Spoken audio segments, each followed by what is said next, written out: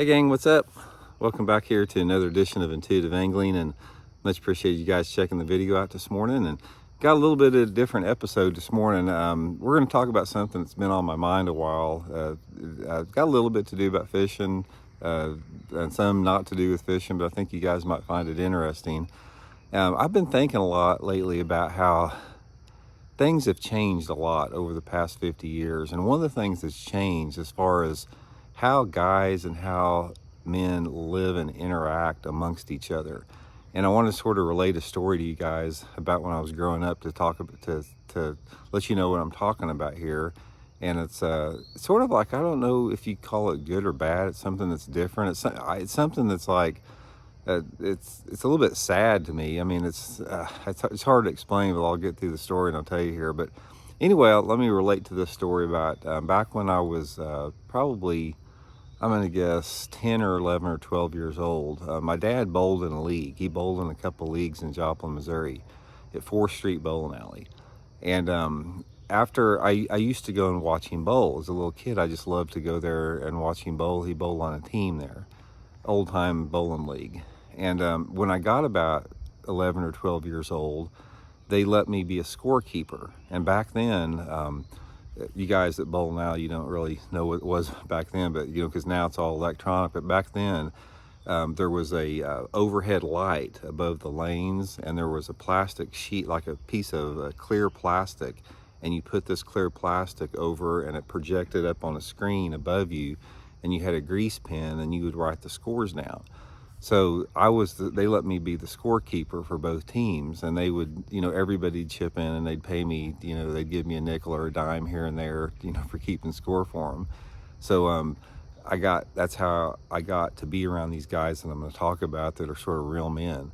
But anyway, if you can picture 4th Street Bowling Alley back in the late 60s and 70s, this was a cool place. There were 16 lanes on it, and it sort of reeked of like male energy a little bit, old time classy male energy. It's like you could, you know, you had the old type bowling alley, and then right in the bowling alley they had a bar connected to it. And when I'm talking about a bar, it's not like a bar you talk about now. It's like you went in this place and it was like wood grain, you know, bar up there, and all over the walls they had black and white pictures of guys bowling throughout the course of the years. You'd see these guys in the slacks with a little bitty thin belt with their hair greased back, holding a black bowling ball. Very nostalgic all over the bar, just really cool. And I remember, you know, I'd go through there and look, and one of the pictures was my dad. He won he won the city bowling championship in 1957. So there was a picture of my dad in there with his hair all slicked back, standing up on the bowling alley in 1957, just stuff like that.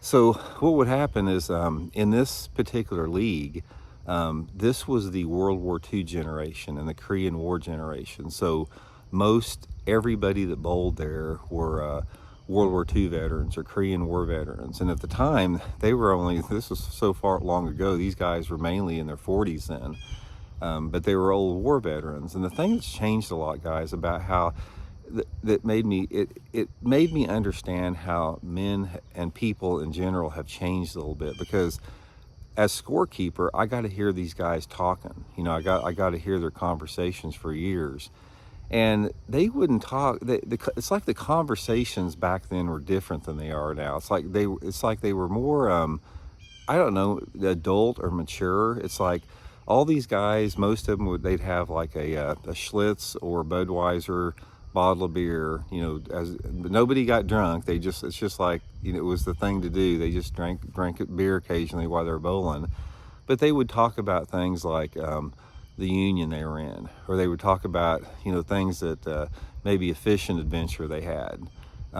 There wasn't any cussing. It was like everything was decent and everything was wholesome, and everything was just a lot more adult-like. And I look at it now, it's like you go, I'm not saying the bowling leagues today, but you look at the way people interact now, and it's not the same. And even back then, the dressing, it's like these guys, they would show up to bowling and they would be neat. They would have like the khaki slacks on, they would have a nice button-down bowling shirt. Like my dad's team was a company called Contract Freighters, So they have this nice bowling shirt on.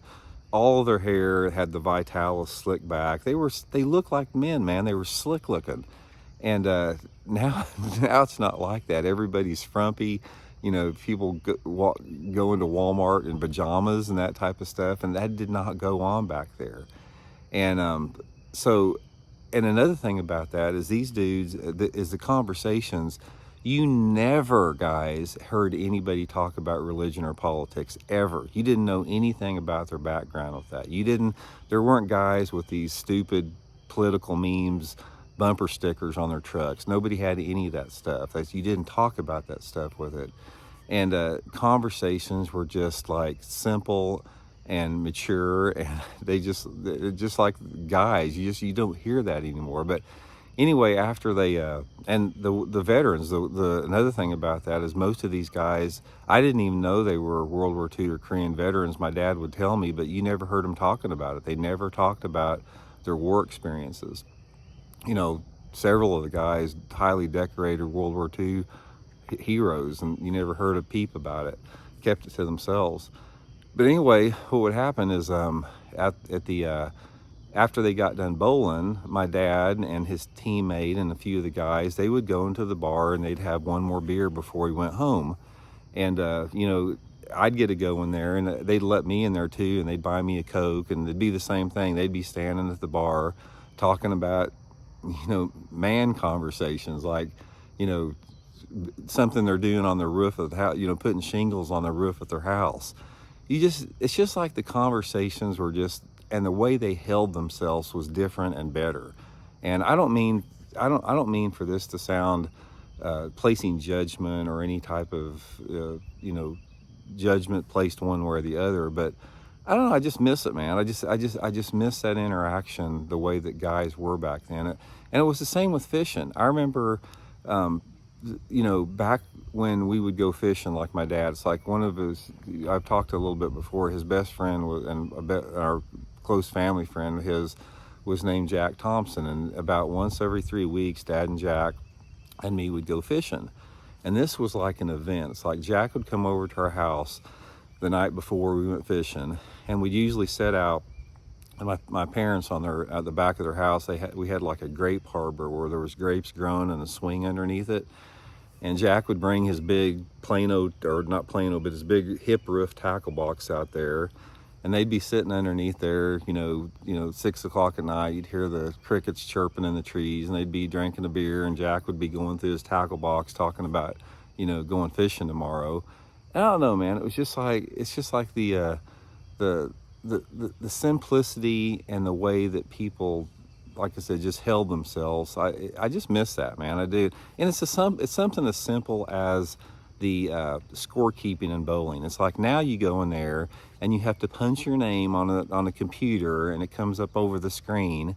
And back then, like I said, there was this grease pencil. You wrote stuff down, and it just took away from the sport. It's like I remember when they first got that computerized scorekeeping.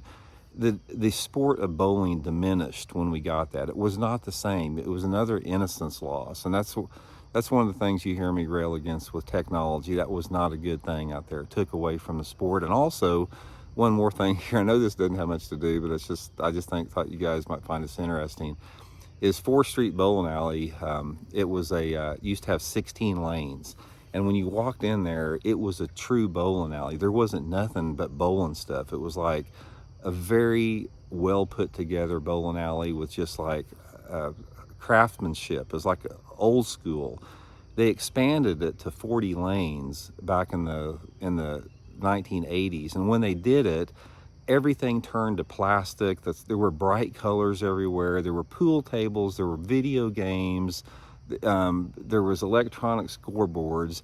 It ruined the energy. It's like that progress and technology and advancement ruined the aesthetic value of what that experience was when I grew up there. So the point of the matter is, guys, I'll say it again, and I'll continue saying, progress is not always a good thing. You know, a lot of times you lose the value of stuff on a very important level through progress.